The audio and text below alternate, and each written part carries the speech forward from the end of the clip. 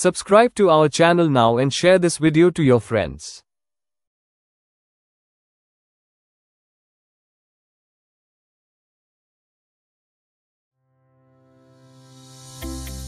नमस्कार मंडळी, आज आपण जरा एआयच्या दुनियेत शिरूया.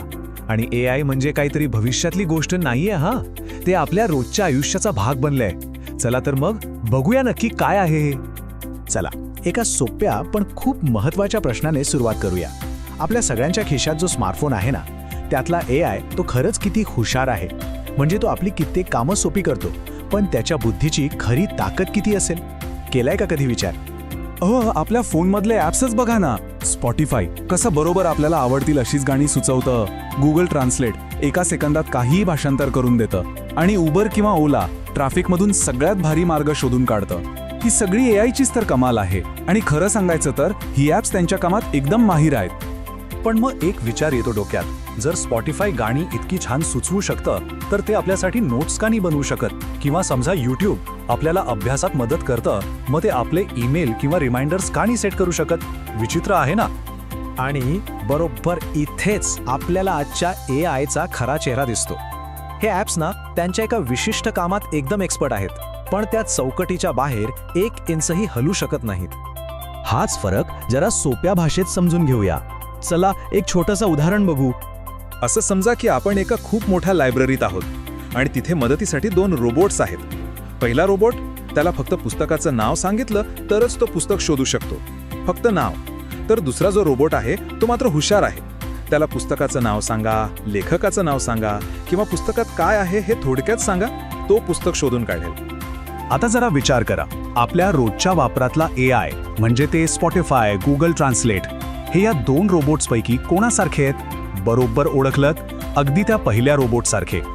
तर बुद्धिमत्तेच्या या 2 प्रकारांना टेक्निकल भाषेत काय म्हणतात? चला तेच बघूया.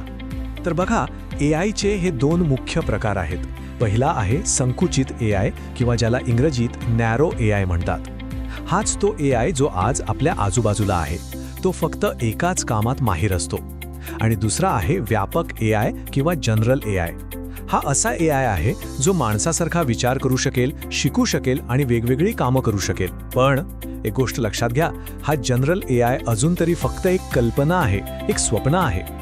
म्हणूनच आपण आज जे काही वापरतोय ना, मग ते चेस खेळणारं भारीतलं ॲप असो किंवा भाषांतर करणारं ॲप किंवा अगदी सिरी आणि अलेक्सासारखे व्हॉइस असिस्टंट, हे सगळं त्या संकुचित एआयच्याच कॅटेगरीत येतं. ते त्यांच्या कामात भारी आहेत, पण फक्त त्याच कामात. पण माणसासारखी हुशार मशीन बनवण्याचं स्वप्न काही आजचं नाहीये. चला जरा इतिहासात डोकावून बघूया. एआयची ही कल्पना, ही चर्चा साधारण 1950च्या दशकातच सुरू झाली होती. मग मधली काही दशकं म्हणजे 80-90चं दशक प्रगती खूपच हळू होती. पण गेल्या दशकात म्हणजे 2010 नंतर जो काही बदल झालाय तो अक्षरशः एक स्फोट आहे. पण हा सगळा स्फोट आहे त्या शक्तिशाली पण संकुचित एआयचा.